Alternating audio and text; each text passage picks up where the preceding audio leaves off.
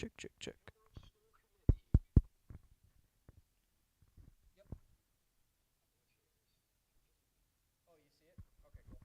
Can you hear my audio? Check, check, check, check. One, two. One, two. This is an audio and visual test for Keith. Cool.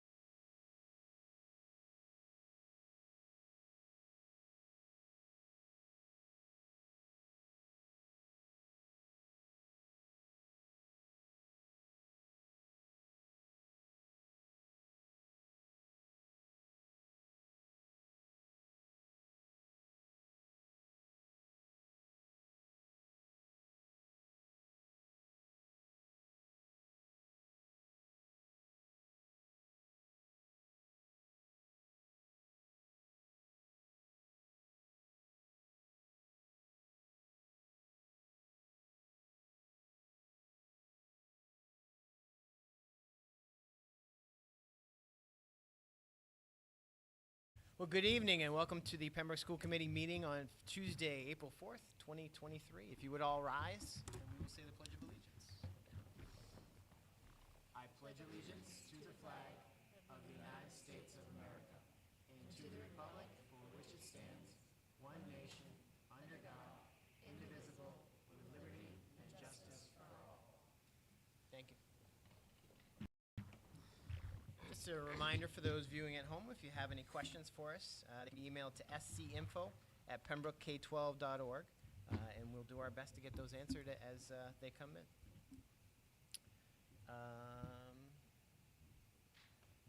Again, welcome to our guests tonight. If there's anything you want to share with us, we do have a sign-in sheet. Feel free to do that this evening. Any change in any communications for us tonight? There is one communication. The 5th and 6th grade Ambassador Club here at North Pembroke Elementary School would love to come and talk to you guys at one of your May meetings about all of the amazing things that they're doing here. So I did tell them that we'd just circle back once we had the May meeting date set, and that we would love to have them in here about all the great things that they're doing. Excellent. So that sounds good. Look forward to that. And that's something, remind me at the end of this meeting, I wanted to sort of bring up of something we used to do at some of my other meetings about chances to share opportunities like that. So I appreciate you sharing that with us. I think that's communications, maybe that's the time. Sounds good. We've approved the bill schedule, and with that, I will accept an approval for the school committee meeting minutes of March 21st. So moved. We have a motion by David, second by Sue. Any discussion? Yeah, just one quick thing. Yep. I just was looking through the notes. Can we just add, I just want the record to note that I wanted to have a conversation about the band, adding, trying to, it was supposed to go to sub-ed. It's up. Yep. Ed sub, I always say that backwards. That's all right. It's like a little dyslexia, sorry. Just wanted to have that, make sure that was Sure. noted in the minutes, if that's okay. And that I don't want it conflicting with the Pathways program.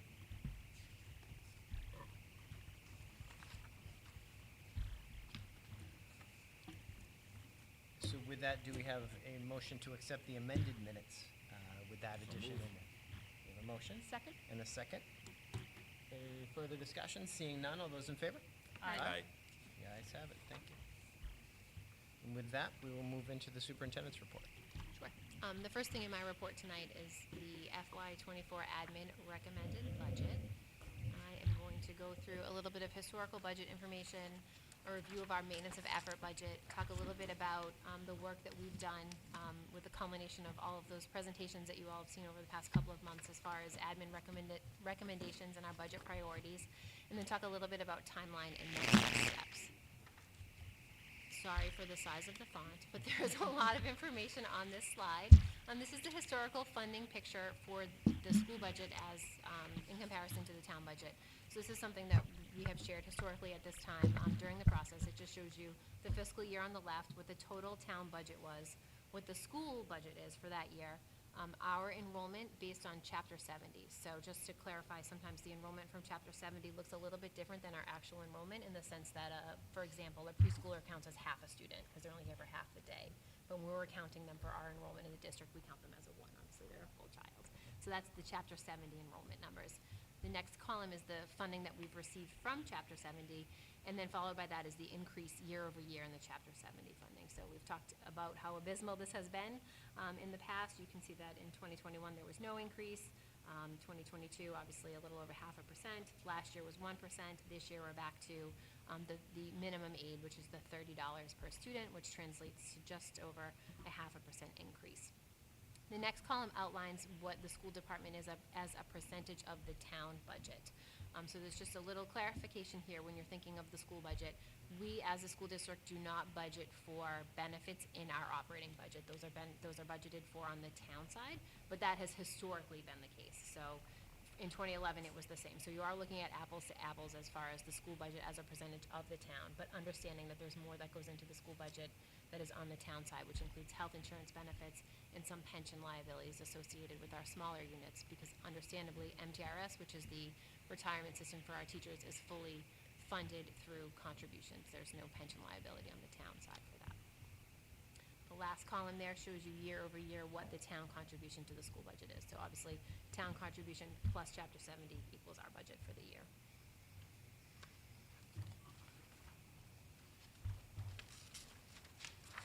This is a fun one we talk about every year. So the historical per pupil spending for Pembroke versus the state average. Again, it's never our goal to be the state average, but it's important to show you kind of where we fall funding-wise there.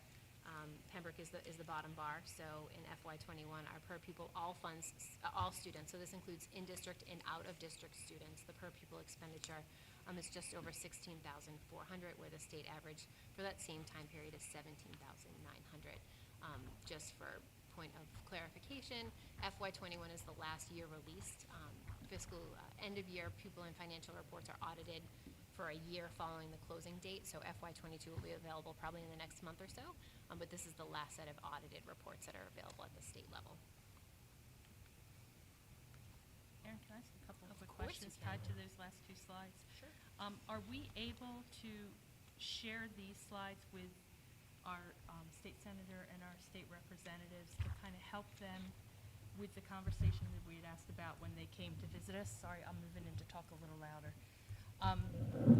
I would like to give them as much data to support trying to either move towards some sort of changes in the Chapter 70 funding, but also just to bargain on our behalf to bring back much needed funding here for us and other similar rural schools that they support. Absolutely. Thank you. I had a quick question too about the historical spending, the average. Does that include spending on VOTEC? It's as well? everything, so It's all everything students, all yeah. in? Okay. All students in district and out of district. So obviously vocational students are out of district for us, but they're figured into the per pupil spending. Again, really small font for people at home, not super user-friendly, sorry. So we talk a lot about our neighboring districts, and so it's not always apples to apples when we compare ourselves to a community like Duxbury or Cohasset that have an entirely different tax base, but it's still, I think, a point of reference to look at how much they're spending for their in-district people. So this is taking out our out-of-district pupils. This is just the money spent on students within the district, because as you all know and we've talked about in the past, special education placements out of district vary vastly across school districts and across how much the cost is. So from a out-of-district collaborative placement at $40,000 to an out-of-district residential placement at hundreds of thousands of dollars. So that takes all of them for all of these districts off the table and just looks at what you're spending in district on pupils. These categories you see across the top are how we report our expenditures to the state. So admin, instructional leaders, teachers, other teaching services, professional development, materials, etc. I think it's helpful to take a look from the committee standpoint on where we stack up in some of those categories. I'm happy to point out a couple of highlights. If you look at professional development, though we do spend one of the least amounts in the neighboring districts, it is because we leverage every single grant dollar we can in professional development. So Mary Beth and Jess are excellent at seeking out grant opportunities for us. We've talked about some of the successes we've had in the past. A lot of that grant money goes towards professional development, which helps us keep that cost down. Operations and maintenance is another area where we spend significantly less than some of our neighboring districts. Again, not necessarily great, but is a testament to the age of our buildings. That cost has gone up over the past decade or so, but it is still lower than many of our surrounding communities because most of our buildings, or all of our buildings, had a pretty major renovation in the late 90s, early 2000s. So they are newer in the scheme of school buildings. Our benefits cost, you can see there, Pembroke is a 75-25 benefit district, so the town pays 25% of the benefits instead of 50. Some of these districts are 50-50. Though we often compare ourselves to neighboring communities, it's important to talk about the districts that the state has identified as like communities. So this listing here on this next page shows you the school districts that the Department of Elementary and Secondary Education have deemed as like districts. That means they have a similar enrollment.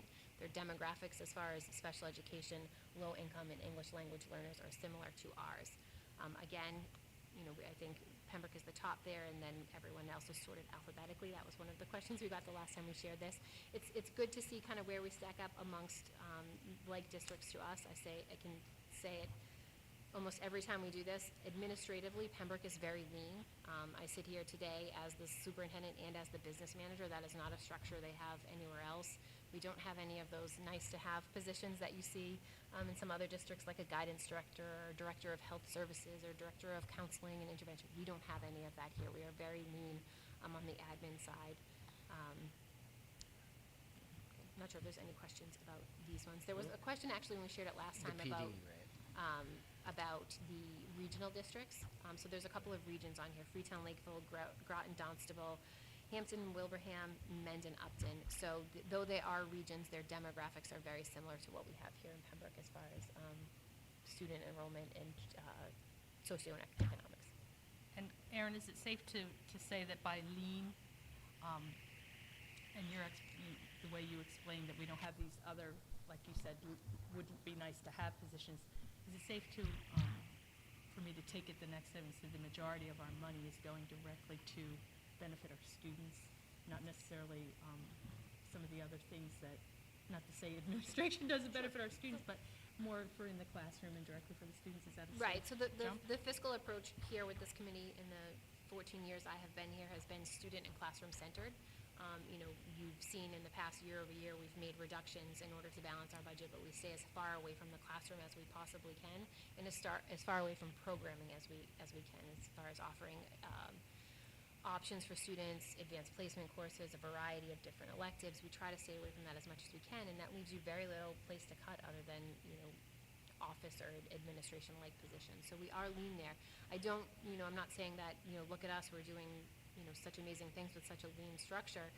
It would be great to have some of the nice-to-have positions, and I think during some of the budget presentations that you heard over the past 2 months, you've heard a couple of them come up in pockets of, it's time, we need this, or I think the director of behavioral wellness and counseling came up, the nurse leader came up.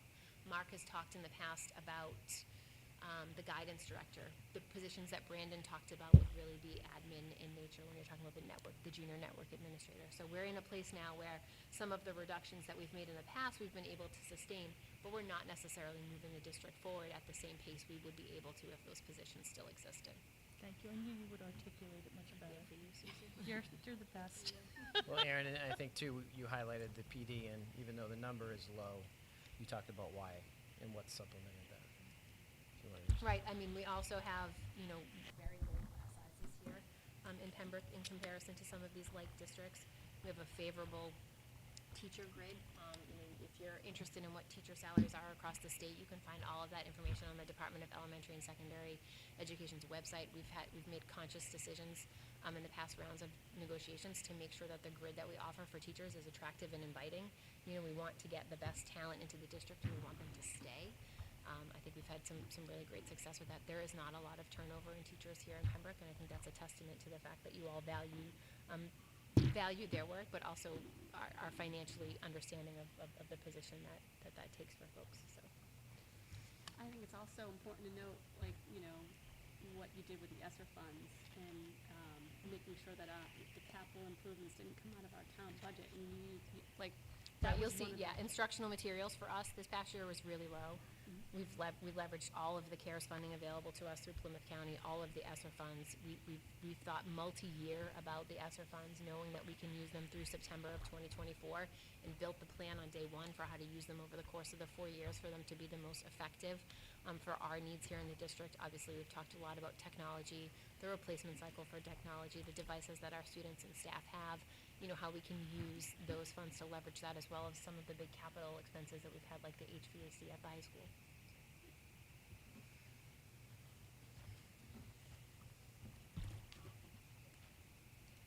So where are we? So when we presented the admin recommended, or the maintenance of effort budget back in January, our total was $38,601,903. So just a reminder that maintenance of effort means doing everything that you're doing this year at next year's prices. It takes into account collective bargaining agreements, utility contracts, transportation contracts, where our students are placed for special education and whatnot. All of that is rolled into maintenance of effort. Over the course of the presentations, we heard a couple of items that were identified mostly in the student services budget that were required additions that needed to happen as far as compliance for special education. Those amount to $46,000.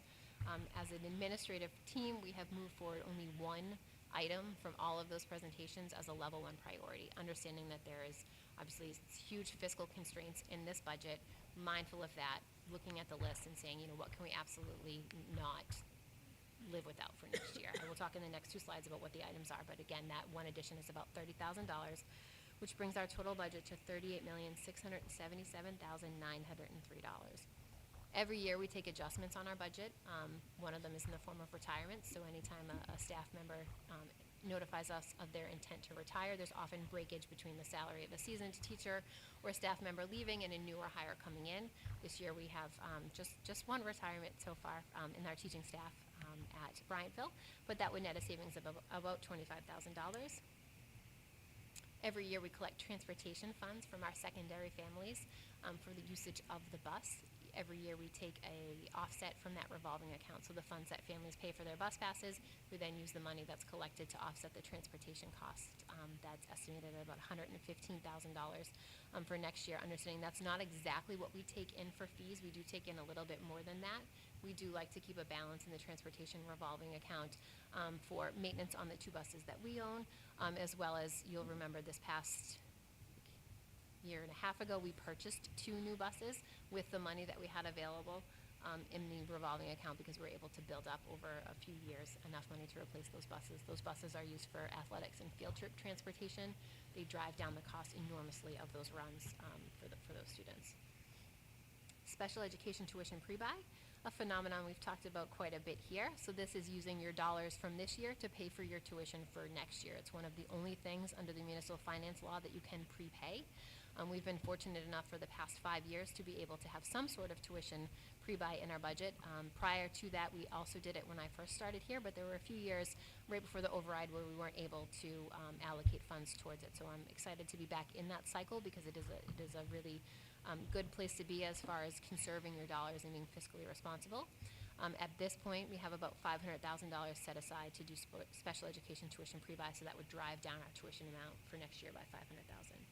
Those adjustments come to $640,000, which brings our budget down to $38,037,903. That represents an increase over this year's budget of just over $1.4 million. So let's talk a little bit about revenues. There's not a lot of revenue that comes into the district. Obviously, as I just talked about on one of the previous slides, we have the Chapter 70 money.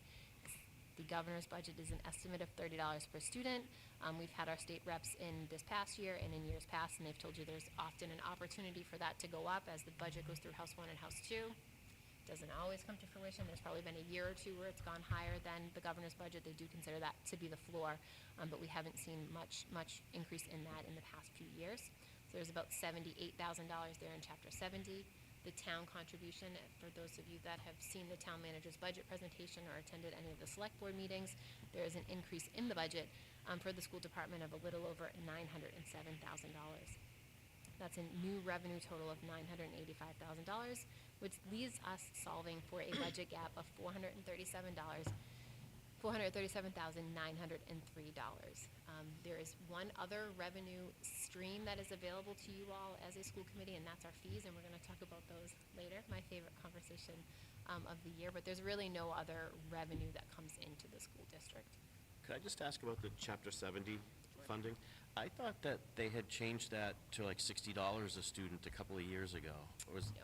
So the minimum, so they changed the allocation to have a floor so that no district got less than $25.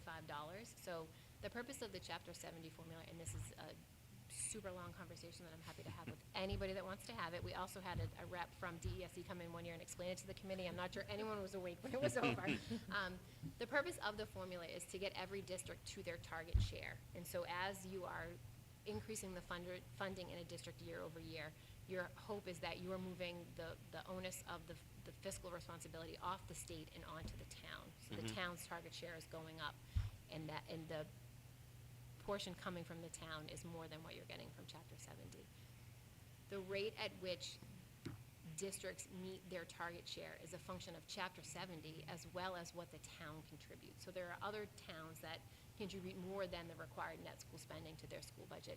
Pembroke happens to be one of those towns.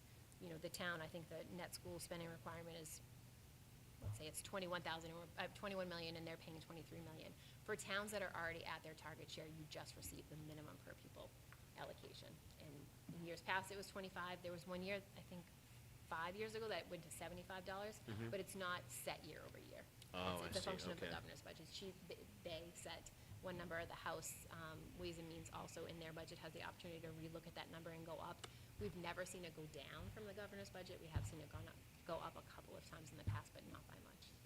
The real Chapter 70 number doesn't come out until July. So, you know, as we move through January, February, March, April, May, and June, the different iterations of the budget, they're all still estimates until July. And is there like this, you know, they're targeting the town to pay, or a certain percentage of the town to pay towards the schools? Am I right when I thought it was something like they go through like a 59-41%? So I thought it was like they want the town to pay 41% and the state 59? Or? No, so they set an amount for every town that's called required net school spending, as well as your foundation budget. Yeah. That is a function of wealth factor, property values in the town, so it varies vastly across the state. There's places where their Chapter 70 funding, like I think in Duxbury, is 16% of their budget, right? It's not a big number. It is a function of more than just, a flat percentage of we want you to pay 51 and you pay 49. I Every probably read for a district- specific yeah, town or something every like that district then when I is saw different. this. Okay. Yeah. All right, I get it. Yeah, this will be a long discussion if we want to go through all this. It's a fun one. I sometimes go down that rabbit hole on the website looking through this stuff. Sometimes I go in the spreadsheet and I click on the formula. I'm like, what does that formula say? And then I can try to tie it back to everything else. I'm like, this doesn't make any sense. Everybody good before I move? So our required additions, both of them were a part of the student services presentation, as well as the paraprofessional at the high school came up during Mark's presentation as well. So there's a little bit of a change in our program enrollment at the high school that would require additional special education paraprofessional to support the needs of those students. Again, we budget off an average salary. The average salary for paraprofessionals is $30,000. Jess also outlined during her presentation the increased hours for the BCTA, our LABA contract. So we contract with Pembroke Area Collaborative for these services, and these needs outlined in our student IEPs as required services would necessitate an additional $16,000 in contract hours for those services. So again, our required additions, not something that we can decide to do or not do, is $46,000.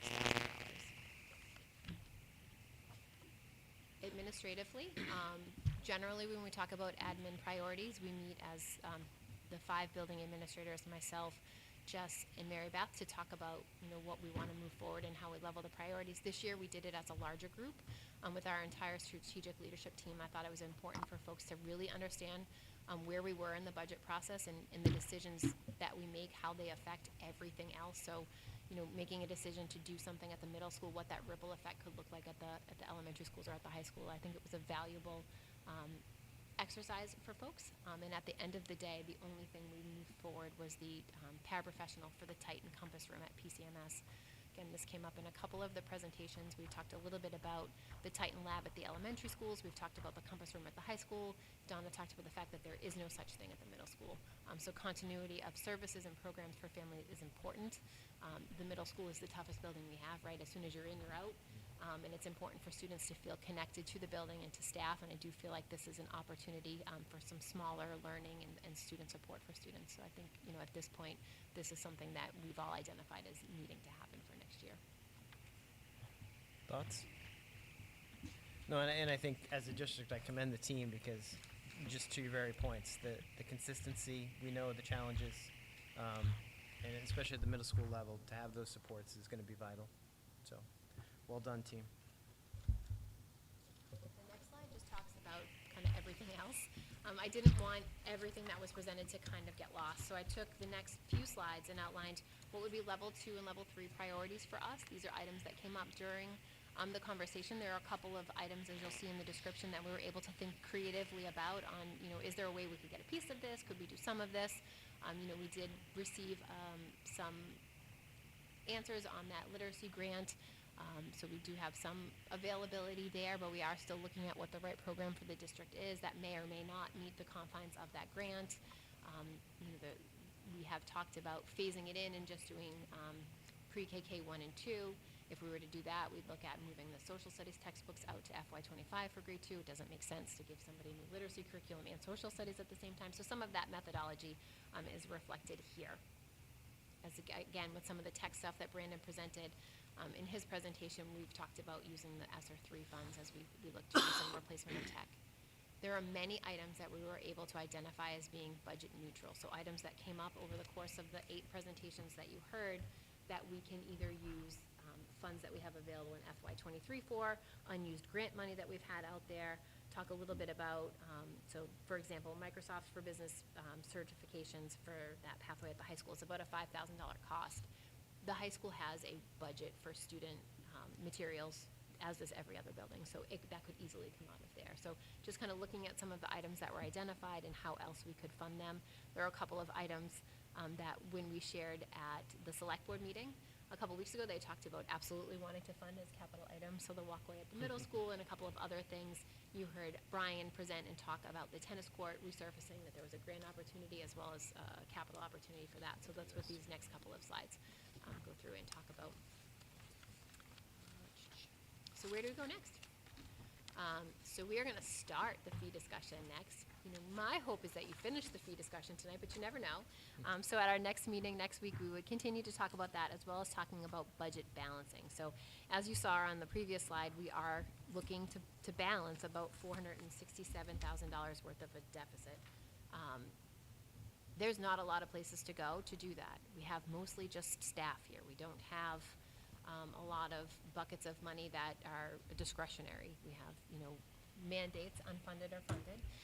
We have tuitions. We have transportation requirements. So really looking at what can we do to balance this budget. Fees is part of that. There's a couple of other strategies that we've used in the past.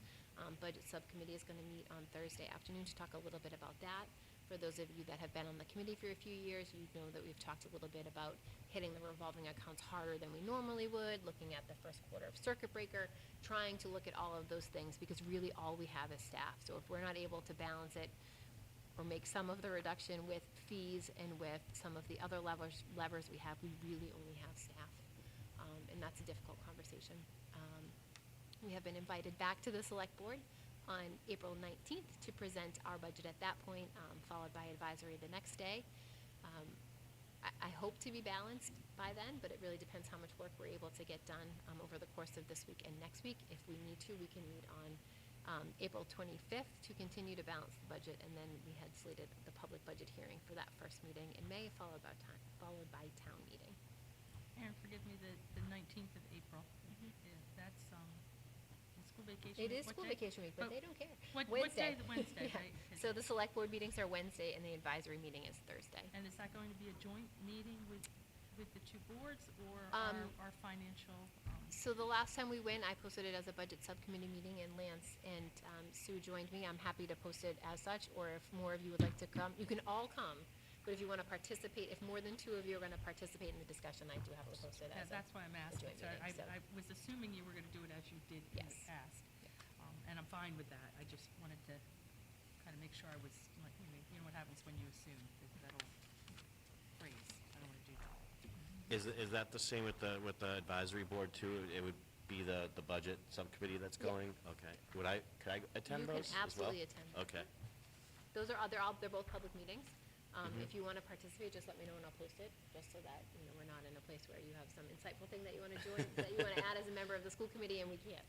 Okay. But just coming and participating and asking a question is all within the realm of an open meeting. So. In your packets, in the appendix, I just included the slide that we've seen several times about the COVID relief funding. Because these documents do stand alone on our website, I just wanted that information to be in there. I know that when Senator Moran was here, she talked a little bit about the unused funds that we had associated with ESSER, and I think it's important for everyone to know that we have planned for every single one of those dollars through September of 2024. So there are no unused funds sitting out there.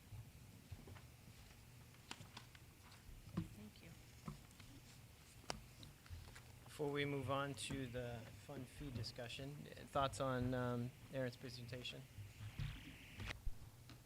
Any topics that we haven't hit yet?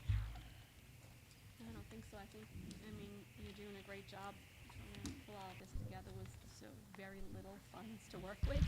So I appreciate all of your hard work on it and, you know. Well, and I think as you look at the bigger picture, right, and we know we've just sort of come through a period where we had a lot of support from whether it was the state, the federal government, that we saw the last slide, those funds help sort of keep us afloat, right? But as we look at that first historic picture slide, we see that we're becoming less and less percentage of the town budget, Yeah. right? And as we move forward, we're not talking about huge expansions to the last year's budget to really move the educational system forward. We're talking about just maintaining to survive, right? And so we continue to encourage, and I think I heard a little bit from the select board when we were there last time is, what are we going to do as a town to address the bigger issues of sustainability for these budgets that have a great impact on what our community does? So what is the plan and how do we help be a part of that solution, right? So it's continuing to, whether it's you work together on there's only so many avenues we have as a town to be able to address increased revenue, right? So I know some of that dialogue is happening there and how we can continue to support the select board in them moving that forward, I think is going to be important as we look to move forward, because I think some of those buckets that we've had in the past are not there. And to see the priority 2 and the priority 3 list and the value of what's in that list, and to know we can't even touch it right now, let alone we're probably going to have to pull from what we have, is concerning, right? And I think that's the challenge we have as leadership for the school district, is maintaining and growing. And so we're looking at not being able to do either, right? So I think that's the challenge. And Lance, I agree, and I think in support of efforts to try to get that forward movement, can I modify my request of slides 2 and 3? And can we add kind of the things that we would like to have that would help move the district forward, and offer that information to our representatives and our state senator, because I know they were going to go back and visit the challenges that we and other districts like ours are facing as a result of some of the different legislative decisions. And I think that would help fuel their arguments in our support if they had that also, saying these are the things that is on their wish list. Maybe they would look at other communities and see that our wish list are things that are standard, maybe in some other districts, and work to position us to be in that type of a standard as well. So, thank you. And I echo that. I think everything that you've said is absolutely right. And also, Lance, everything you said, I totally agree with. And I don't think people understand that we can't move forward as a district if we're only doing maintenance of effort budget every year. And that's really during COVID, we had a little bit more, only because of the ESSER funds, but there's so much more we can do. When we look at these budget presentations that we've been getting for the last several months, there's so many fantastic ideas, and we can't implement any of them. And it's just really not fair to our kids. And, I really think that we have to stay working with the select board to make sure that they engage us in an earlier time frame, like hopefully, December or November, or so, way before they have in the past. And so I feel like as a board that we really need to continue to advocate for that, to make sure that where our budget is considered when they're looking at the overall budget for the town. Yeah, and I think the standards of education have changed too, right? As we've come through COVID, now this whole mental health column has been added almost overnight to where we are. So now we've got resources that we know need to stay there and continue to grow in that area, just so that the other buckets of education can continue, where kids can be in a classroom, feel comfortable, not be anxious, and be in an environment that they can learn. But we've got to get them to that point, and the resources it's going to take to get us there that's growing as well. So I think we're going to continue to have this hill that I think we need to help provide solutions for that and continue to work with our other town leadership to get to that point. But I think we're sort of at that precipice where those funds aren't there anymore. So how do we then as a community come together to figure that out? So I know this group will continue to work to do that and advocate for our district. So I think that's going to be an important piece. Who wants to talk about fees? Fees. Oh, So, this really hurts. this presentation, Should we move program studies ahead, just in case conversation goes, or should we save? no, we're fine. Okay. Okay. I lovingly call this presentation Groundhog Day because I present the same 8 or 9 slides. But last year was different because we talked about some things that we hadn't talked about in the past. So what I'm handing you right now is, do you have it in your copy? I think so. Okay. All right. This is the historical information that, that Lance had asked for early today, just on the transportation fee and the athletics fee. So I'm gonna start with transportation. Here you have, on the slide in front of you, just what other communities charge for transportation versus what we charge for transportation. Everybody's a little bit different in the sense that some folks charge only for secondary, some folks charge for elementary that's less than 2 miles. By law, you must transport any elementary student that lives greater than 2 miles. It's not an option. Some districts offer an early pay discount, which we do as well. Having folks register for transportation and pay early allows us to map out the routes earlier in the summer. If there was no early pay incentive, most folks would wait particularly before school to start to register the student for the bus, which makes the routing a little bit difficult. You can see in the bottom just a couple of scenarios around fees, raising the fee and what that would generate for revenue. On the spreadsheet that I just gave you, you can see the past 10 years of historical fee information for the transportation fee. So we went back to the 2013-14 school year. The early pay individual transportation fee was $150. The family cap was $250. So in the past 10 years, the fee for transportation in the district has gone up only by $45. The last increase in transportation was for the 2020-2021 school year. Again, that was the COVID year where kids didn't come to school all of the time or some of the time or any of the time. So we did make some amendments to the transportation fee in that year and did give folks refunds based off of the hybrid schedule because students were only coming 2 days a week in some of those instances. So that's not a great year.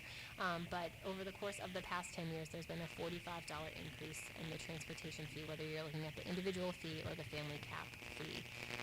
Obviously, our transportation costs have increased at a percentage much greater than that. Over the past decade. The purpose of the transportation fee is not to fully fund transportation. It's really an offset, like we just talked about during the budget cycle. And I do think it's important to note that the fee that we are charging is less than most of the communities around us and has not increased much in the past decade here in the district. Karen, question tied to this, because I know this is a year where we're going out to bid for transportation, correct? Oh, we went out to bid. We sure did. I guess before I can really look at the fee and think about, if there's an increase, what it would be, can you paint a picture for me of what we might be facing? Oh, as we far already as know. So we already went out to bid. Okay. We only got one reliable and responsible bidder to take the bid, and that's First Student. Generally, that happens because First Student has a lot here in Pembroke.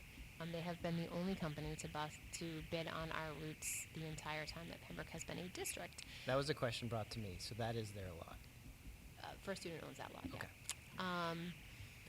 So just a reminder on why we chose to go out to bid. So we did have one more option year left on our contract with First Student. So the way the First Student contract is structured, it's a 3-year contract with 2 one-year options at the discretion of the school district. This year was our first 1-year option, and there was just over an 8% increase in the fee that they were charging us. We decided to hedge our bets and see if there was anything better out there. Luckily, their desire to secure another 3-year contract in Pembroke drives down what they're looking for a percentage increase in that first year. So the increase for next year is just over 6% as opposed to the 9% we had been quoted as our second option year. Still a bigger increase than we've seen in the past. I don't know what's making that noise. The increase in the contract is often a function of the consumer price index. So those of you in the business world are familiar with that and the rates set by that. They use the consumer price index from the March before to set their rates for the following year. So we fared a little bit better by going up to bid. Meaning we're forego the second 1 year and move us into a start. A start of a 3 with a 2-year option, yep. We did have 11 people pull the bid packet, which is more than we've ever had before, but nobody else submitted a bid. I guess the second part of that, because I am always going to talk about gas, but I'm not even familiar what direction the price of the gas is going right now. But I feel like I know either. we do have There's a fuel clause. kind of a stop loss. Yeah, type so there's of a thing, fuel right? clause in the contract which sets the maximum that it could ever go up. We've never been in, We've even never when been. gas was the highest it's never been, it's Okay. all fallen within where we've budgeted for. But if I'm not mistaken, when you said a transportation fee isn't just to fund transportation, like we're using it for like a revolving account? So we deposit the fees in a revolving account and we use the bulk of them. We use about 80% of what we take in as fees to offset the transportation costs, but we carry a balance in the transportation account for repairs on the two buses that we own.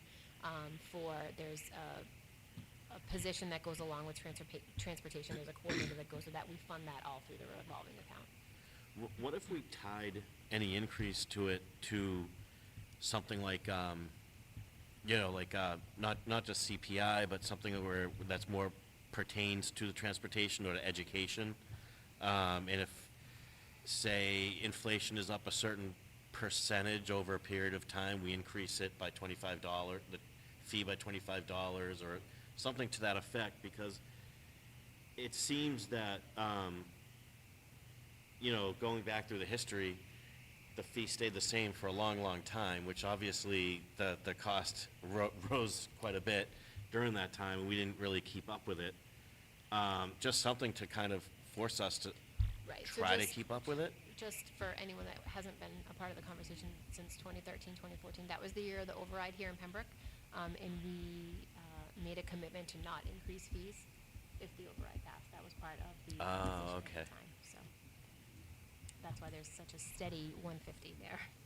I see. Aaron, what about, the concern I have is, especially beginning of the year, we were constantly getting, this bus isn't running, there's no driver, we're combining Route 1 and 2, or, 6 and 8, or whatever it happened to be. I'm assuming if we could consolidate routes, I know there's that fine line between we have to have theoretically enough seats for the kids to come, but as I said, if you've ever been on Learning Lane to drop your kids off in the morning, I don't think anyone takes the bus. I think they all drive their own personal cars, and, I just don't One wanna have person per buses. car. Yeah, I see them go down West Street to Bryanville, and I'll see 4 kids on a bus, or 6 kids on a bus. So Are we allowed to hedge our bets, or no? Yeah, so we combine routes over the summer. We now have 3 less buses than we had 4 years ago here in Pembroke. We do combine when we can. We do have to keep a seat for every student that's purchased a bus pass at the secondary level. I get it, a lot of kids play sports, and getting on the bus at 6:40 or whatever time is too early, so they're getting a ride. They're not riding the bus at all, but they've still purchased a bus pass, so we Right. do need to hold a seat for them. A lot of times you see elementary buses that are not full. That's a function of running the third tier, right? So it's the most efficient and cost-effective way to run each bus is to have each of them do 3 runs. The last run is almost free on the bus. That's why a lot of the elementary buses have 14 or 15 kids on it. We're also mindful of the length of the route. The students should not be on the bus for longer than 30 minutes. That's the ideal. When the routes are combined due to a lack of driver or a different situation, the routes are sometimes longer than that. But think of yourself as a 6 or 7 or 10-year-old, 30 minutes on that bus, unstructured time, unsupervised other than by a bus driver is pretty hairy.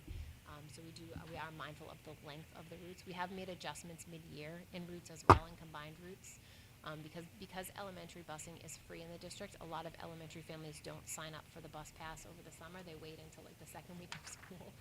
So we do some adjustments over the first couple of months of school all the way through December on some of the elementary routes. This year there has been a significant amount of busing, driver shortages and issues. We've gotten credits for all those times we that do. it has Okay, that was happened. Yeah, my so next they bill question. us by run by day. So if bus 3 and 4 are combined, we just get the bill for 1 bus. We don't get the bill for 2. So. Aaron, knowing what you just described and knowing maybe some of the challenges it presents for those late registrations for the bus, in the registration packets, are we able to, and forgive me if you've already got wording in there that kind of explains why we're incenting you to register early, but these are the benefits to us for doing that. We're giving you a cost benefit, but this helps us get things set because this is a intricate process to set up. Right, these and I runs. think part of it's in the wording, right? So we call it an incentive to register early. We should call it a late fee to register on time. I think it changes the way you think about it, right? So you're like, oh, I have all the way till the first day of school. I don't care about the $30.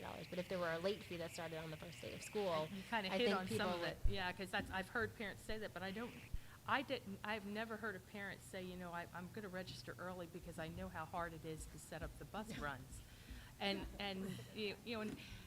I think if they, But we can push that out in the communication, because the Yeah. portal for the bus registration opens earlier in the summer, obviously, than people are necessarily thinking about school registration, so we can definitely, put wording in there that says I this. think it would be helpful because I believe in our families in this community, and I think if they knew the complications it causes, and potentially additional district expense, because we might be having to last minute get more buses that we didn't anticipate. However, whatever the impact might be, but I just think knowledge is power. If we can let them know the reason behind it, when people know the why, they generally get on board to do the what. So. And then just to add on to that, is there a way to, a lot of times, we're registering and then expecting to pay the second we register. Is there a way to incentivize people to register early in the season, but then just have a deadline to get the payment in? If you register by, July 1st, we're gonna give you a discount, you won't have to pay till the end of the summer, but we want it, just so that we can get the numbers and we can know what to expect. Yeah, generally people don't have much buy-in unless you're asking them to pay for it at the time, right? So we wouldn't be able to root off of information that we got on July 1st without payment, because when it comes time to pay, Then 10 you or have to chase 15% will Might come off, change their right? mind, yeah. Does the system allow payment plan? The system, when you register, says that you can either pay online with a credit card, or you can send in a check if you're, we've told people, and it says in the notification that if you're paying by, there is a payment plan, but just to check off that you're paying by check and to contact the transportation office. We have several people on payment plans. So as far as recommendations, when it comes to transportation fee, I know, when we talk about the $463,000 that was on that other slide, that's a huge number. There's no easy way to think about it, 437,000. I would suggest that you think about it as smaller buckets of 20 or 25,000. And so for every thing that we can do, every lever that we can pull that generates 20 to 25,000 is something worthy of looking at. I do think that it is well within the realm of possibility to increase the transportation fee. There has not been an increase since 2020. Everything in life is more expensive now than it was in 2020. And just raising it $25 will generate about $20,000. Again, this is based off of average ridership for the past 5 years. So, What's the average ridership? How many students would you say reserve? the elementary level, like 95% of students register Right. for a bus pass because it's free. At the secondary level, it's generally 65 to 72% of students register for a bus pass. On that note, I kind of feel like it's really difficult to to reinstate the elementary fee. I think we don't even have sidewalks for a lot of the road. I mean, how do you even do Yeah, that? I to wouldn't families? suggest you go with the elementary fee at this point. If that's something you would like to explore in the future, I'm happy to kind of delve down that path, get some interest from families on who would be willing to pay, because again, the fewer elementary buses you run, the efficiency you lose on the other tiers. So though we would generate $40,000 in revenue, it's possible that the efficiency could cost us anywhere from 20 to 25,000. But if that is something you want to seriously look at moving into the next fiscal year, we can start gauging interest from elementary families about whether or not they'll be accessing the bus if there was a fee associated with it. I personally would rather not touch it. So- Yeah, I I think Sue made a good point. Without the sidewalks, obviously, more kids would be walking to school, and that's, somewhat of a safety issue. Yep, and I don't know what the layout or the plan is for the additional sidewalks. And we've got road repairs, we've got all sorts of things that we're trying to pay for within the community. And so, yeah, I'm inclined to stay away from that right now, too. But again, here's a topic that I think the community it goes to the broader side of the community, right? you can't institute this fee without the sidewalks. So it's this bigger town planning process that we Exactly. need to be a part of how can we be a better community, and these are the things that will help us do that. And in the end, we'll be more efficient and we'll be more successful, but we've got to put some things in place. So I think we're a part of that conversation, being part of that new capital planning committee, right? Yep, So I absolutely. think those are the avenues that I'm excited about, to see that we can think, because we're having this discussion here, but it's in a vacuum. It needs to be in those bigger conversations so that these things can happen, because those other things have to happen. So that's Everything is interrelated, pretty much. Absolutely. Well, I'm in a couple of places as I look at the other two options, the raising the fee to $25 or raising it to $50. I'm taking a look at the other communities, and I see where we're landing at right now, the individual at $225. We are the lowest of everyone on this list by at least, well, I'm gonna quick do math, what, 20 bucks? 30 bucks. So, you know, I think the 25 is, in basketball terms, I guess, a slam dunk. So where I am now, it's like, am I going to go for the three-point shot? Sorry, I watched the Hey, Final sports Four. guru. What can I tell you?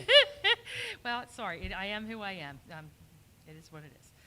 But, you know, I'm looking at the average for the rest of these communities. We've got people at 255, at 265. We've got several at 300. So that starts jumping out at me. But they, you know, Hanover, I did a deep dive on median incomes. Hanover's median income in their town is higher than ours. Duxbury, believe it or not, is right around ours.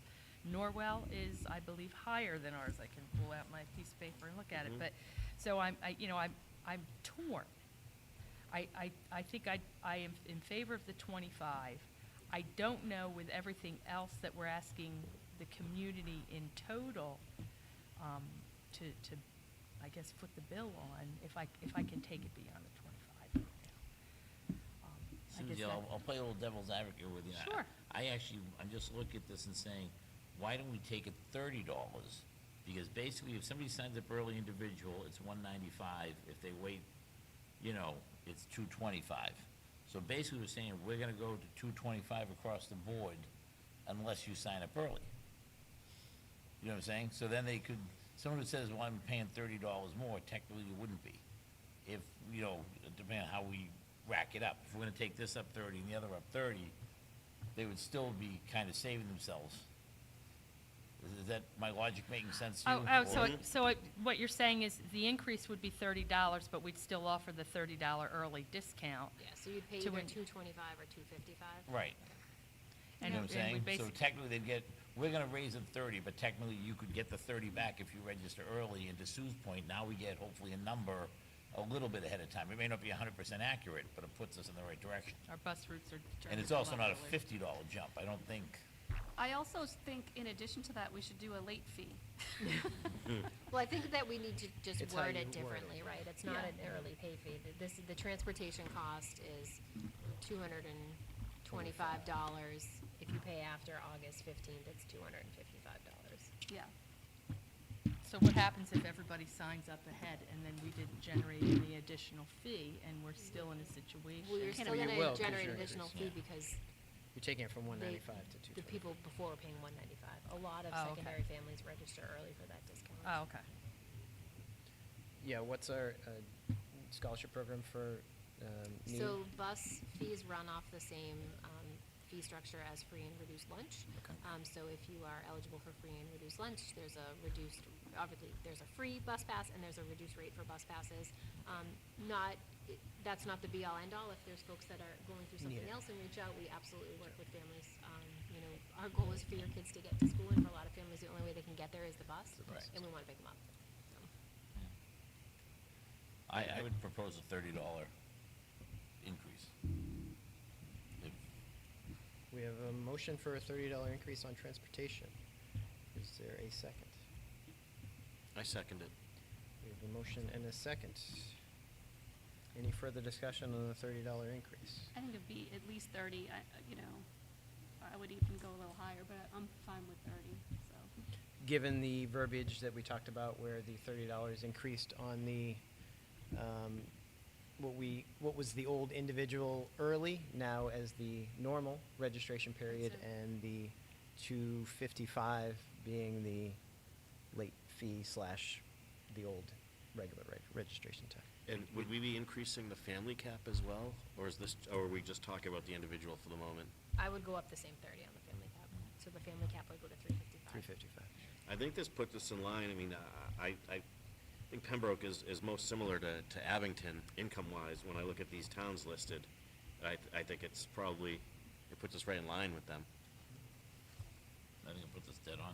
Yeah. What I mean? It still keeps our family cap well below where they are. Mm-hmm. I agree. Right, and you all can reserve the right to come back to fees following next week's discussion. So if we don't get to a place where people are comfortable balancing, or we're saying we're gonna cut something and you'd rather go back to fees, you can always reopen the conversation on fees next week as well. So Aaron, a $30 increase, what would you expect that the revenue increase to be? 21 and a half. Okay, 20%, okay. All right. I'm okay with that. So we have a motion to increase to a $30, increase at $30 for both the individual and the family cap. Seeing no more further discussion, do we have all those in favor? Aye? Any opposed? The ayes have it. Ooh, athletics. Same structure on this slide. It is surrounding communities and what their fee structure for sports are at the secondary and middle school level, as well as where we are for sports at the secondary and middle school level. A few scenarios down the bottom. Also thought it would be helpful to point out to folks around youth sports here in town. So if your child plays soccer in the fall, or basketball in the spring, or basketball in the winter, or lacrosse in the spring, you pay per sport. Those per sport fees for those of us with kids in youth sports range drastically from $150 to upwards of $250 per sport. At Pembroke High School, you can play 3 sports as an individual for $225. The only caveat to that is that there is a $50 premium sport fee for hockey and football. Those sports are just traditionally more expensive to run based off of the rental of the ice and the equipment needs for the football, as far as the helmets, reconditioning, and whatnot. We are far less than surrounding communities. I almost choked because I live in a community where the family cap is $1,000. So I'm thinking my kids may need to specialize in one You gotta sport move to when we get Pembroke. to high school. My goodness. And I think in years past, a lot of the conversation when we get to transportation and athletics and some of the other fees as we get through is that it's the same group of families, right? So our fees really affect secondary families here in the district. There are not fees associated with elementary families. So you want to be mindful of when you're raising the transportation fee, increasing the athletics fee, creating a parking fee, that you're talking about really the same population of families that you're going back and hitting over and over again. I do think that we've heard in the past from various PTO council meetings or even larger PTO meetings, families with students that play sports understand the fee structure associated with sports. There have been several times where I've met with PTO council following the fee discussion at the school committee level, and they're like, I don't understand. Parents are used to paying more for sports. They would gladly pay $50 more for their kid to play 3 sports at the high school. Why don't they increase the fee? I think there is definitely I use the word willingness, for lack of a better word, a willingness of families and an understanding of the cost associated with running sports at the high school and paying more. I think part of the conversation we've had in the past is, at what point is it a breaking point, and a student that would have tried something won't try something because of the fee. We have very few one-sport athletes at Pembroke High School.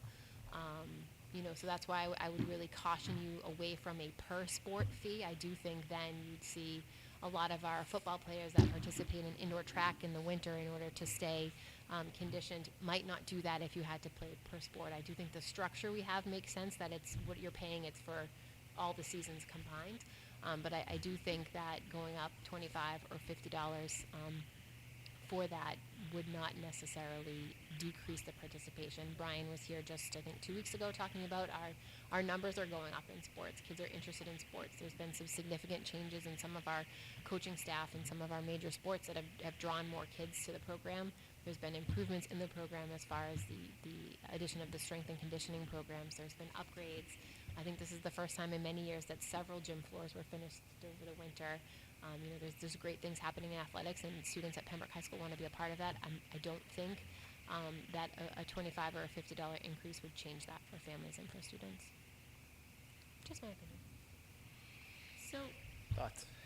is it possible to, well, first of all, if we change the structure for our second and third additional sport at $50 each, do you have any preliminary numbers on what that would look I like? don't. I do think that would harm your program. I do think do? that we have a number of students that specialize in one sport but look at track as an opportunity to stay in shape. We have an amazing track program here. Great coaches, great staff. A great experience for our kids across the board, regardless of whether they're runners or throwers or jumpers. But I do think that would hinder participation in that in particular. I know that a ton of our football players came out for indoor track this year that didn't in the past, and I think if we were to say it's $50 more, that fewer kids would come out. Okay. What about, if we did increase just the family cap, like instead of, 385, just capped it at like, So there were a time that I would tell you that would be a big, to increase just the family cap, because there was that one year where there was 27 sets of multiples in the eighth grade. On the twins. Yeah. Triplets. There's fewer multi-student families at the high school than we've had in the past. You wouldn't generate much more funding with that. I don't know, the Kellys are coming. The McDonald's are keeping us in business.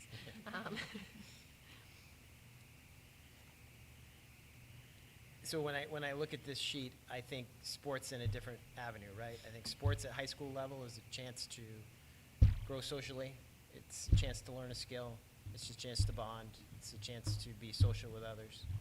And the opportunity to do that, if hindering that, right? And we talk about the same with our artistic opportunities as well, right? So if we can keep that open, to me, is an important piece, because to Aaron's point, kids are going to try things or do things that they may not do, and they're not going to be a professional at it. After the Final Four, those stats come out, right? 3% of the high school students go on to college, let alone go on to the pros, right? So this is their experience, is youth sports, and it's at the high school level. And so I would encourage us to think about that as we think about the fees, and making sure there's opportunity for students to participate in that, because this will be their memories. Well, and it's more than memories. I mean, I was Yeah. approached, I literally had a parent ask me, well, what benefit was there for you to play a sport? It's not like you turned professional. But when you have to work with a group of individuals and coordinate to get one end result in a coordinated fashion, that skill set served me well in business. Mhm. It served me well in community organizations. And I think we do our students a disservice if we don't provide that opportunity of learning how to work well with one another, and especially in an environment where so many are a little more self-isolated because of the ability to communicate but off of a device instead of with one another. So I think as an educational institution, I think we have an obligation to continue to offer opportunities of face-to-face coordinated communication skill development, for lack of a better way to label it. It's important, and I think we struggle with some of the things because we lost that during COVID. And so it's an opportunity to bounce back.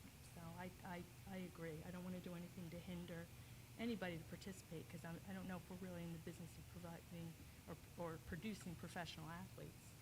But we are in the business of hopefully structuring our students in a way that we produce professional people. I agree.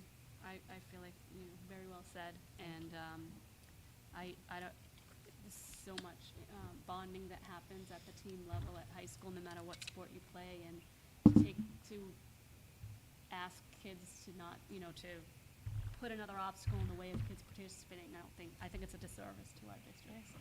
And even to learn to deal with disappointment. Absolutely. You win or you lose. But as Lionel Richie says, you learn. So there you go. I No. know, I did it again. And I do think it makes sense to keep the individual versus the sport by sport, right? Now, I think it's in the same way, transportation fees, we've gone up $25. Oh, yeah, sorry, I didn't talk about the history out Yeah, loud for the his- anybody. So since the 2013-2014 school year, the athletic user fee at the high school has only increased $25 in 10 years. And that increase was in the 2018 school year. What would you estimate our costs have gone up, if you have any idea? Just for fun. More than that, David. Yeah, no. It depends, right? So we have a new turf field here, we have a new track here. Those are conscious investments that we made, but there's a cost associated with those. I would say participation is up a little bit, but I'd say that the cost overall just of doing business, we talked a little bit during Brian's presentation about what the cost to rent ice is and the pool rental at the Kingsbury Club. I'd say we're probably over that 10 years up at least 30% on what it costs us to run the sports at the high Right. school. That was my guess. Does swimming have that extra fee? Swimming does not have that extra fee because there's not a lot of overhead with swimming because we don't. So it balances with the the pool busing time. is a little bit different with swimming than it is with some of the other sports. And can you repeat that again? You said probably up about 30%? And the cost to run the sports that we run here, yeah, taking into account the changes in the pay structure for officials, the cost of transportation, the rentals that are needed, the changes in the requirements for helmets. There's been changes in some of the requirements in boys lacrosse over the past decade as far as what we needed to provide. There was a time where students provided their own helmets at the high school for boys lacrosse. Now we supply them. So a $50 increase on an individual basis would come in around, I don't have my phone out to do my calculator, but around 21%. So we're still not asking the families to pick up that entire 30%, but at least we are offsetting some of that increased cost, right? Yes. Because I'm inclined, especially because of the length of time too, since I'm leaning towards the user fee going up with the $50 individual with the 100 family cap. Does anybody else feel that way, or am I I- jumping? I'm with you, Susie, but I guess I have a little bit of concern about the family cap going up 100. It seems to be, I don't know, just with the transportation fee on top of it, it just seems to That's be a a good little, point. much. I mean, I'd be good, 50 individual, maybe 50 family, just to kind of split the difference or Yeah, something. Yeah, So we're talking roughly $80 total that we've increased roughly to our high school families. Yeah. so Yeah. doing something like that, yeah. I mean, let's talk it through, because you're right, because we do have, it's a pocket of our population. So you've swayed me on that, Mike, for the family cap. I agree, I don't think the 100 should go up along with the 50. But, and we're saying to the 50, Aaron, are you able to quickly do the math of what that 16,750 would then translate to? Yeah, you're probably closer to 14,000, but these are based off of, again, 5-year average of participation, and as Brian presented last That's week, going up. it's going up, so.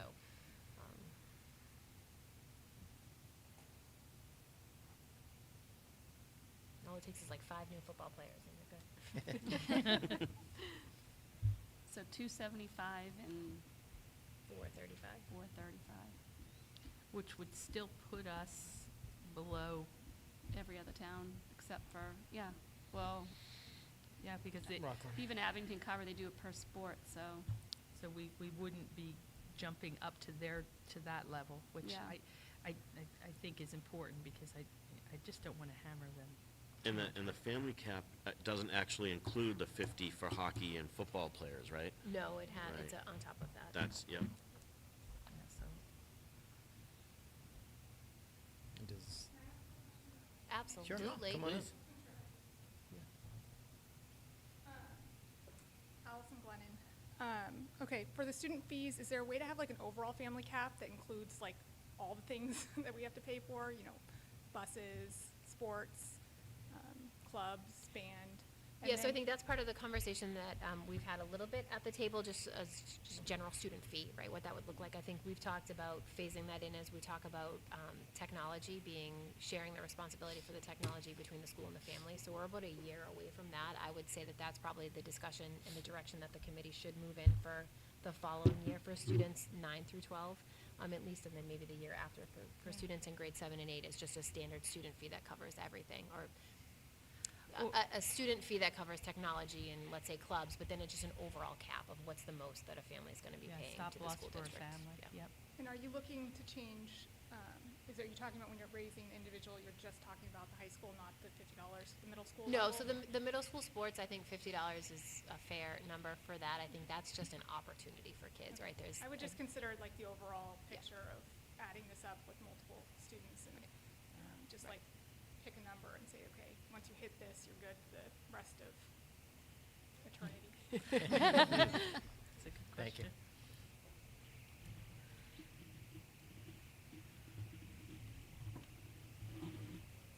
So like having a family cap in your health insurance. Once you hit it, you're Right, done. yeah. Once you hit your deductible, it's done. Yeah.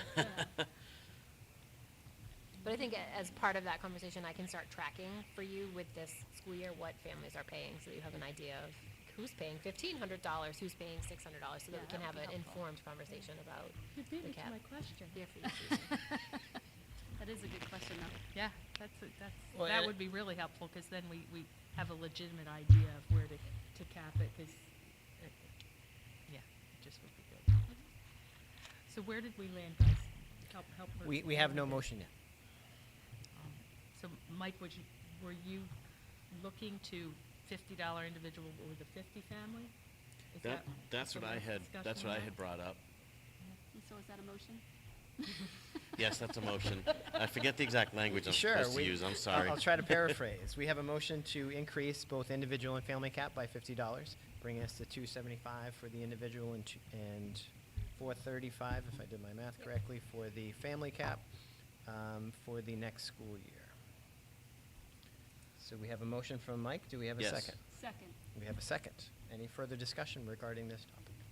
Let me make sure I'm clear, 275 now becomes individual and. 435 becomes 435 the family. family, Okay. Thank you. Which would, which is equal to the current hockey and football, which will go up by Those are the- yeah, it's 40, just which will go $50 up by for the 45. Yep. So seeing no further discussion, all those in favor? Aye. Aye. The ayes have it. Thank you. The next one is less fun. So facilities usage fee structure, there's not a lot of conversation here. This is the cost to use our spaces. I'm happy to tell you that there's not a lot of outside usage of our spaces because we use them so much. So all of our fields, our auditoriums, we use them as much as we possibly can, but there are some opportunities where there's a dance recital or a sports club that uses our turf fields. We have a couple of organizations that rent classroom space in our building, whether it's a driving school or whatnot. These fees are, as you can see down the bottom, there's a couple of categories of groups. So obviously, we don't pay fees to use our own buildings. We don't charge fees from the youth nonprofit groups. We don't charge fees from adult nonprofit groups. We do charge fees for Pembroke Youth for Profit and Pembroke Adult for Profit, or all other groups. So groups 4, 5, and 6, the rate that we charge is based off of custodial overtime. So these increase a little bit each year. So for FY24, it's $52 an hour on Saturday and $65 an hour on Sunday. That's a typo on the bottom. It should say 65. That just covers the increases in the custodial wages over the course of the year. Tied to this one, with the community center going up and operational next year, do we anticipate any decrease in usage or savings tied to custodial overtime for sustaining the facilities that we? No. So we have, other than over 30 men's basketball, I'd assume they used to use the community center as well as our buildings. I don't know with the availability of 2 courts at the community center, if they'll use our building less. I don't know that part of it, but there's not a huge overlap there. Okay. I think, as the community center gets to a place where they're starting to book out their spaces, I'm assuming that there'll be a similar fee structure for groups that are for-profit or outside of Pembroke residents, so. Okay. And we just don't have a ton of those. Obviously, the most use we get is the auditoriums at the middle school and the high school, and there's not an auditorium. Auditorium, no. No, so it's mostly dance recitals is what we see on the weekends, Irish step, that type of stuff. And the last time we made any modifications to this was about 3 years ago, and that was for the small rooms? The only modification we made was for the one-on-one Yep. instruction and tutorials, yes. And I think we're all in agreement that the who gets charged and who doesn't remains. There's no question there, right? Yep. So we're good there. I guess there's no need for So you're just motioning the increase in the To- custodial overtime okay. to $52 an hour on Saturday and $65 an hour on Do we have a Sunday. motion to increase the custodial overtime based on what is written? So moved. A motion Second. and a second. Seeing no further discussion, all those in favor? Aye. Aye. The ayes have it. Co-curricular fees. I'm never sure if it's co-curricular or extracurricular. I think I get it backwards every time. But this is a new fee for us. So last year, you all instituted a $25 per activity fee for Pembroke High School students, understanding that the first activity was free and it was $25 for any activity after that, with a individual or family cap of $50. The next two slides that I shared with you, I want to just give you some context to. So in December, we had a strategic leadership team where I tasked all of the administrators in the district to pick a cause that they felt connected to and run through a budget presentation. Look at either student-based budget, zero-based budget, program, building-based budget, and make a presentation. Dave Ricks, assistant principal at the high school, chose these co-curricular fees as his presentation. So those next two slides that you have in there are really from his presentation. And I think, I understand the sentiment of what he's saying, and I think you heard Mark, when he presented the high school budget, talk about, the increase to the extracurricular line. I think it was $25,000 he was looking for. Obviously, that's not a level 1 priority for us. I think it's in level 2 for us right now.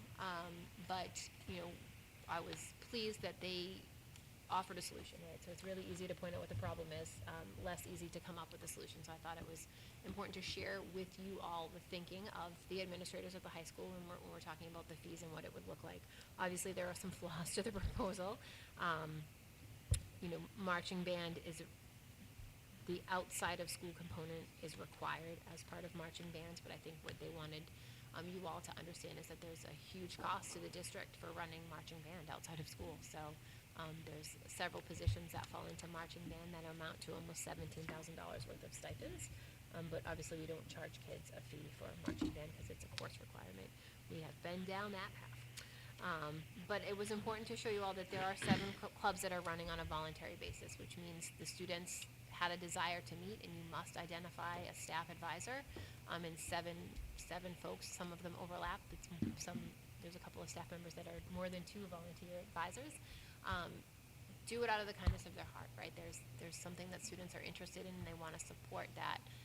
Moving into next year, I would say, obviously the sentiment is that we want to pay every club advisor. They're taking time away from their own personal items and families to serve our kids.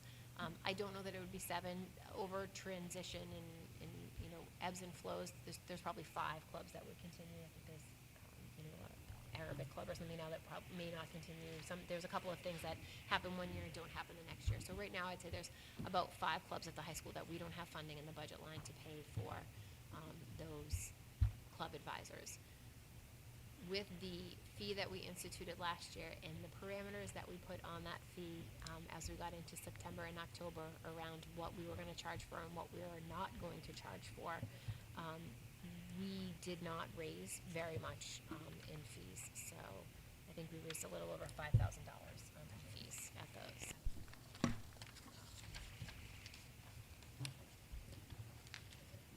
I think that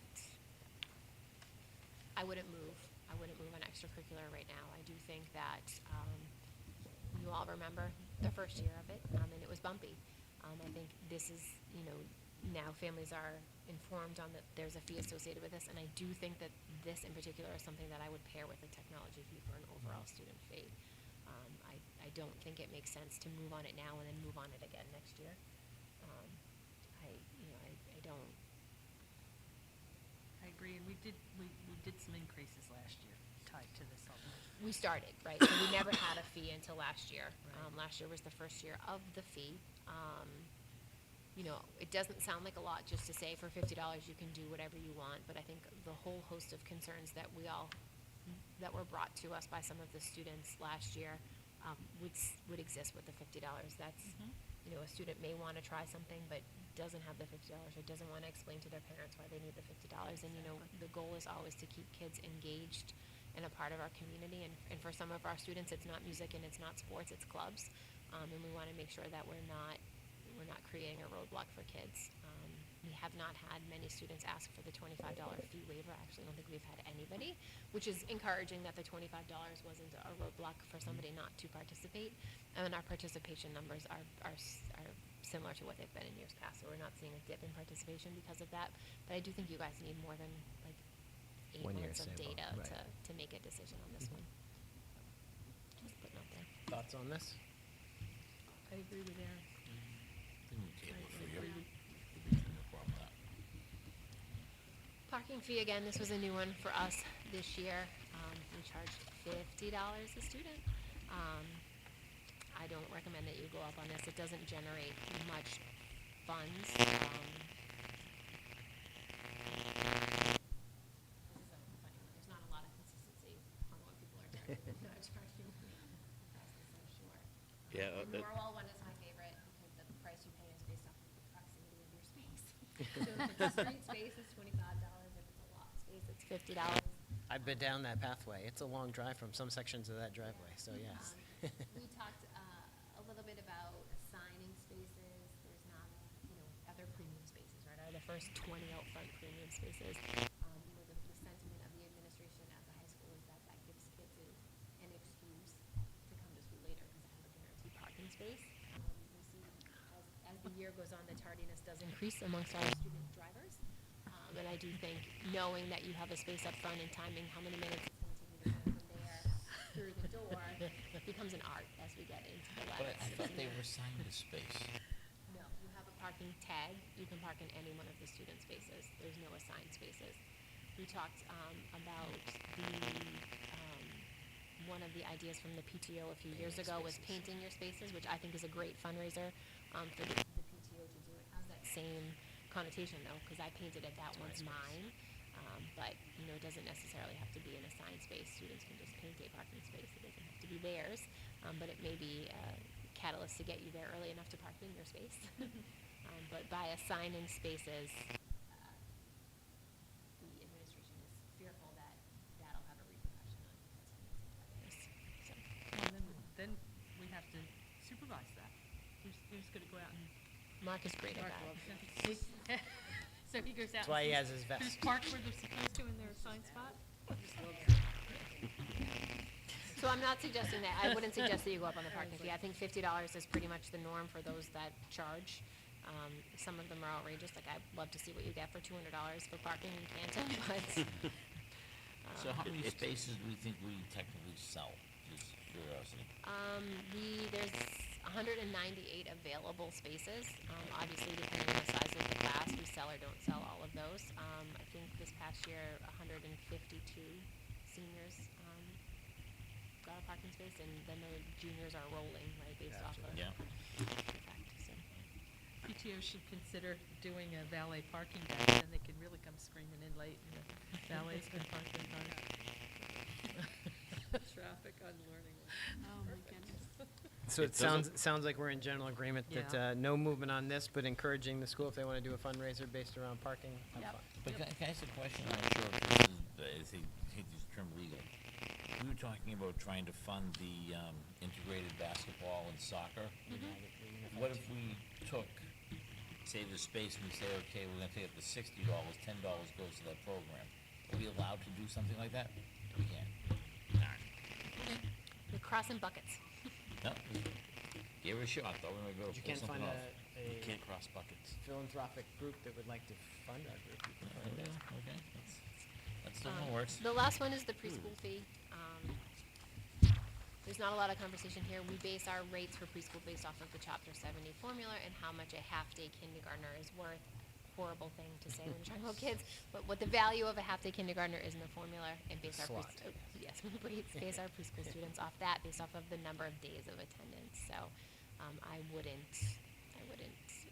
And then there's a advocate for formula that we need to stay slightly under. No, No. there's no rule when it comes to what you charge for preschool, but at some point it doesn't make any sense, right? Why would I send my kid there for X amount of dollars for. And when was the last time we modified this? This was a couple of years ago. Yeah, we went also. up 3 years ago on the preschool rate because the chapter funding formula changed a little bit for kindergarten because more districts have moved in the full-day kindergarten model than the half-days that used to be out there. So I wouldn't advocate increasing the preschool fee. Is the group, good? Yes?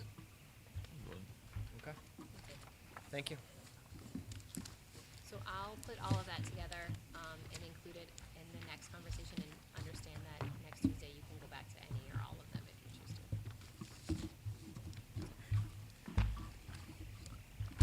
The last thing in my report is a consideration of a first read for the PCMS program of studies. So you have in your packet 2 documents. One is an overview of the proposed changes and one is the full copy of the program of studies.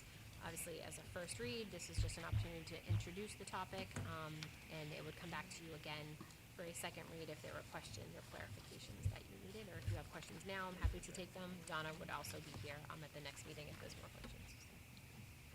Questions around the proposed changes? Yeah, I'm just wondering, I mean, I understand why you take out the Adventures of Tom Sawyer. I mean, I think that's very well documented, but I was wondering about A Midsummer's Night Dream. Is that like is there a reason that that's being? I can ask, I don't know the answer. I do enjoy that movie. My 8th grader's reading it right now. It's quite funny. So. Yep, I can ask.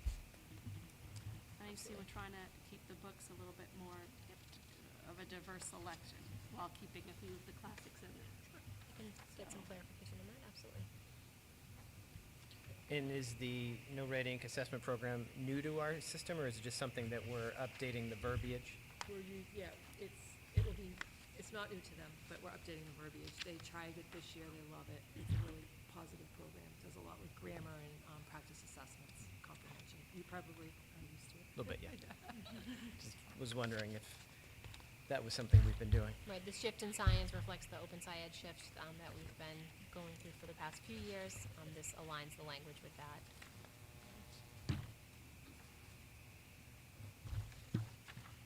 Any other questions on the proposed changes?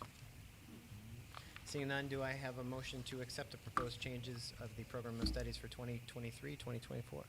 As a first read? As a first read, yes, sir. So moved. We have a motion. And a second. Any further discussion? Seeing none, all those in favor? Aye.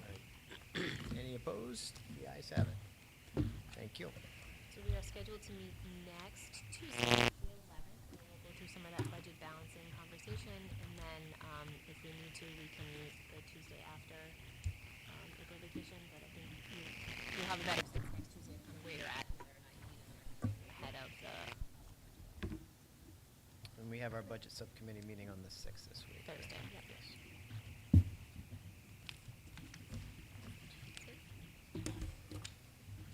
Thank you very much. Anything else from anyone else? So I did just want, yeah, come on up. So I can't make the meeting, the VOTEC meeting, because I'm going to be at the Habermock. The pizza bingo. Pizza bingo. I see you've made a choice, Allison. I've seen that.